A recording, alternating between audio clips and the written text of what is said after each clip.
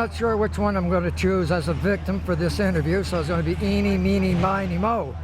This is Andre Faust. What's happening here is happening right around the world. It's a protest, a manifestation, a voice of concern to what is happening with our environment. My generation, the old farts, are largely responsible for carrying the torch from the previous generation. Yet we had tried through the hippie movement, back in the days of the long-haired freaky people, we started to make change, and then we became part of the establishment. So we're going to introduce some new voices to the cause. Well, there it is. I found one. Rip Mother Nature. So how has this been all organized and orchestrated? There was a girl from Sweden, her name's Greta Thunberg, and she came across to America on a sailboat.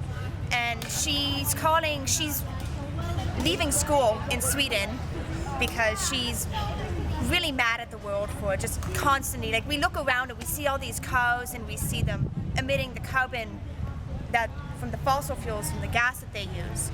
And she's decided that, well, she's not going to school and she's going to the UN meetings and she's speaking about climate change. She's decided to get people all around the world to, every Friday, we go to our nearest government building and we protest because we want change, and if they're not going to change, then it's ruining our future. Now, there's another school of thought that's out there, and they say that climate change is a naturally occurring thing, and that the world is actually getting colder rather than warmer. Have you heard? Or what's your feedback on that? Can I take this one? Sure. All right, so yes, the climate is supposed to change. It's natural for it to change. But at this incredibly strong rate, that's not natural. And I saw a graph just this morning because I wanted to do research in case something like this happened. But there was a graph and it said that carbon emissions, and it showed a correlation between carbon emissions and the temperature rising. And there's no other cause that could explain every single, what's the word?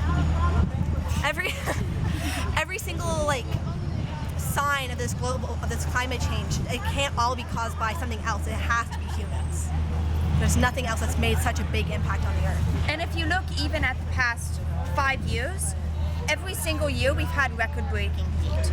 And we've had really harsh winters, and some winters we haven't even had much snow up until Christmas time. Yeah. So it's starting to get really serious now, and you can even, we have 3 refineries here in St. John. It's definitely doing something to our climate. And there's been so much flooding. For the past 2 years, there's been extreme flooding out in Grand Bay area. Yeah. Just here in St. John. It was not like that before. It's getting worse every year too, and that never happens. We've never had flooding before. Now, I want to catch this person right here. He's looking pretty nervous and scared, and he says he's going to point the camera at me. And we'll also open this up for a discussion. Do you think the political will is there for change? Say that again? Do you think the political will is there to change, regardless of what party? Are they sincere when they're talking about trying to change? Not at all. What gives you that idea? It's just money and power. That's what everyone's in for. That locally we have the Irvings. Yeah. How much of a role do you think he plays in influencing government? Probably a lot. I'm not gonna lie. Because if people want money, we're in a state of the world where it's just money, money, money. And if people can get that money from backing from big companies saying, we'll give you this, campaign money, or we'll back you up on your campaign, but you're gonna let us keep on pumping stuff into the environment. And that pretty well sums it up. Yeah. Pretty well. Now, I had one for you, and I'm just trying to to remember what it was there. It was going to be one of these one there on the spot, but I lost my train of thought. But I got to get that turtle. That is a far out turtle. Turtle. I know a fact. Here's the question, the surprise question out of the rabbit bag. Did you know that Canada, on the list of all the countries, we are number 12 of the most, we emit the 12th number of CO2.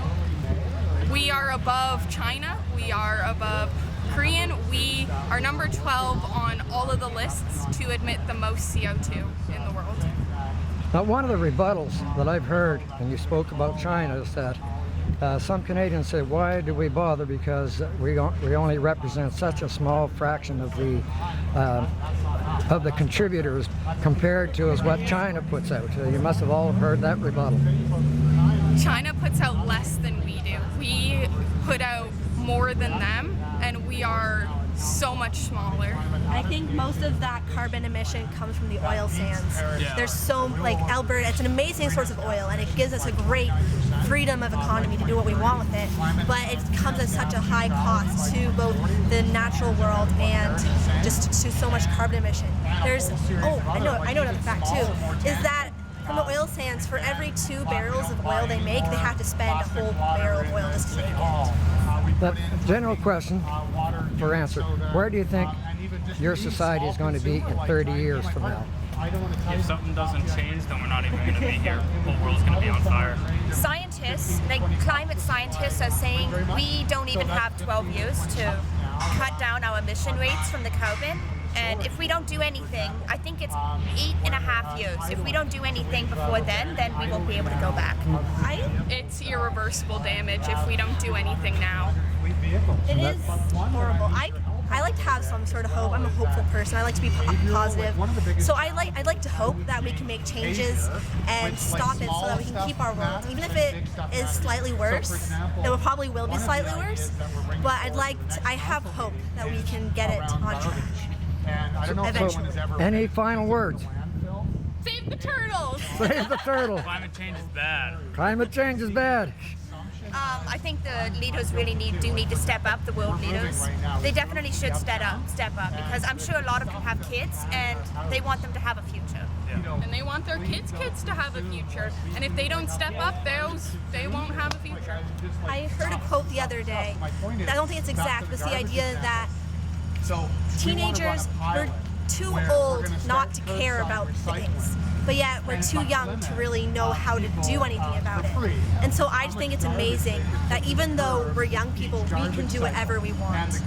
Not that we can do whatever we want, but that we're trying to do our change. Even if it's kind of backwards, if it's not doing exactly what we want, people are out there trying, and I think that's amazing. Thank you. Well, change is in your hands. In my generation, we were successful in stopping the Vietnam War. We attacked the Cambodia bombings, which unfortunately 4 students were killed in May of 1971, May 4th. The Ohio State troopers opened up, or the National Guard opened up on a group of students, killed 4 of them. So the rich and the powerful do not give up easily. This is Andre Faust for The Left Eye. And thank you, ladies and gentlemen, for participating in this little discussion. Thank you for listening. Thank you.